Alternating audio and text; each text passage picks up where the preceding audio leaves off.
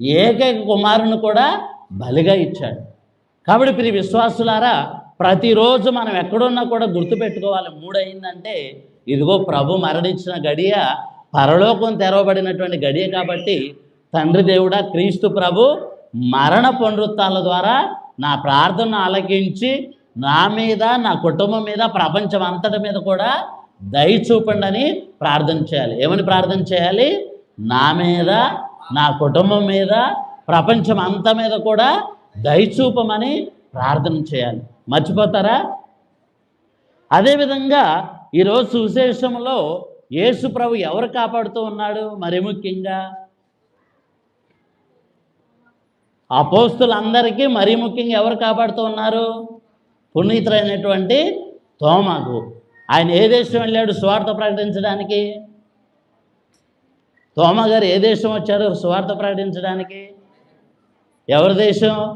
మన దేశమే, భారతదేశమే వచ్చి సువార్తను ప్రకటించాడు. కాబట్టి యేసు ప్రభు వాళ్ళకి ఏ రోజున కనబడుతూ ఉన్నారు? వాక్యం చెప్పుద్ది ఏమని?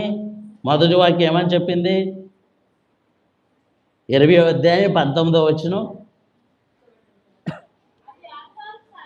ఏ రోజున కనబడుతూ ఉన్నారు యేసు ప్రభు? అది ఆదివారము సాయం సమయం. అదేవిధంగా యేసు ప్రభు ఏ రోజు పునరుత్థానం అయ్యారు? ఆదివారము ప్రాతకాలాన, తెల్లవారక ముందే యేసు ప్రభు ఆదివారాన్ని ఉత్థానం అయ్యాడు. అదేవిధంగా యేసు ప్రభు థామస్ గారు కూడా ఎప్పుడు కనపడ్డారు? ఏ రోజు కనపడ్డారు? ఆదివారం. అందుకే మన అందరం కూడా ఏ రోజు దేవాలయంలో పూజకు మన అందరం వస్తాం? ఎందుకని? యేసు ప్రభు ఆదివారం ఉత్థానమయ్యారు. ఉత్థానమైన తర్వాత పరలోకం వెళ్ళే వరకు కూడా యేసు ప్రభు శిష్యులకు ఎప్పుడు కనపడ్డారు? ప్రతి ఆదివారం కనబడుతూ ఉన్నాడు. పవిత్రాత్మ అపోస్తుల మీద ఎప్పుడు ఏం చేసి వచ్చింది? ఎవరు వింటలేదమ్మా, నేను చక్కగా వాక్యం చెప్తున్నాను. పవిత్రాత్మ అపోస్తుల మీద ఎప్పుడు ఏం చేసి వచ్చింది?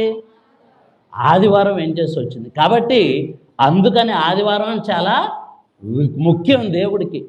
అందుకనే యేసు ప్రభు కూడా ఆదివారం నా ప్రజలందరూ కూడా నా దగ్గరకు వస్తారు, నా వాక్యాన్ని ఆలకిస్తారు, నా యొక్క శరీర రక్తాలని స్వీకరిస్తాడని కోరుకుంటాడు. ఒక ఆదివారం యేసు ప్రభు కనపడినప్పుడు తోమాసు అపోస్తులతో ఉన్నాడా?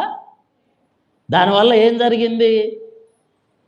తోమస్ గారు యేసు ప్రభు ఆదివారం కనబడుతూ ఉన్నాడు, ఉత్థానమైన ప్రభు. ఆ యొక్క ఉత్థానమైన ప్రభు కనబడినప్పుడు ఒక ఆదివారం